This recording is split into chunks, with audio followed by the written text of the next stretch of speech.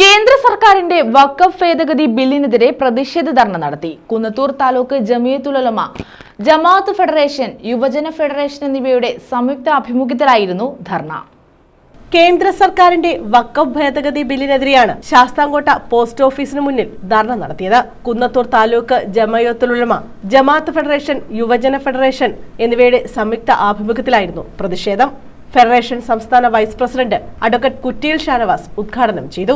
ഈ ഭരണഘടന ലോകം അംഗീകരിക്കുന്ന ഈ ഭരണഘടന അതിൽ പറയുന്ന കാര്യങ്ങൾ ന്യൂനപക്ഷങ്ങളെ സംരക്ഷിക്കുന്നതിന് പ്രത്യേകം എടുത്തു പറഞ്ഞിട്ടുള്ള അതിന്റെ പരിരക്ഷ അത് എടുത്തു കളയുകയും ന്യൂനപക്ഷങ്ങളെ ഇവിടുന്ന് ഉന്മൂലനം ചെയ്യാനുള്ള തയ്യാറെടുപ്പ് നടത്തിക്കൊണ്ടിരിക്കും. ജമിയത്തുൽ ഉലമ കുന്നത്തൂർ താലൂക്ക് പ്രസിഡന്റ് അർഷാദ് മന്നാനി അധ്യക്ഷത വഹിച്ചു. ജനറൽ സെക്രട്ടറി KM റഷീദ് മൗലവി സ്വാഗതം പറഞ്ഞു. മുഹമ്മദ് ഖുറൈഷി, കാരാളി അബ്ദുൾ സമദ്, മുഹമ്മദ് സലീം മൗലവി, KE ഷാജഹാൻ, സലാഹുദ്ദീൻ ഇടവനശ്ശേരി, സലാം മൗലവി, KE ഷാജഹാൻ, മുഹമ്മദ് കുഞ്ഞിതനിമ, അനസ് ഹസനി, നജീബ് മൗലവി, M ഷാജഹാൻ, അഹമ്മദ് സാഹിദി, ഹനീഫ മൗലവി, ജനാബ് അഷ്റഫ്, സജീവ് കാരാളിമുക്ക്, അബ്ദുൾ സത്താർ പള്ളിശ്ശേരിക്കൽ, നിയാസ് റഷാദ് തുടങ്ങിയവർ പങ്കെടുത്തു.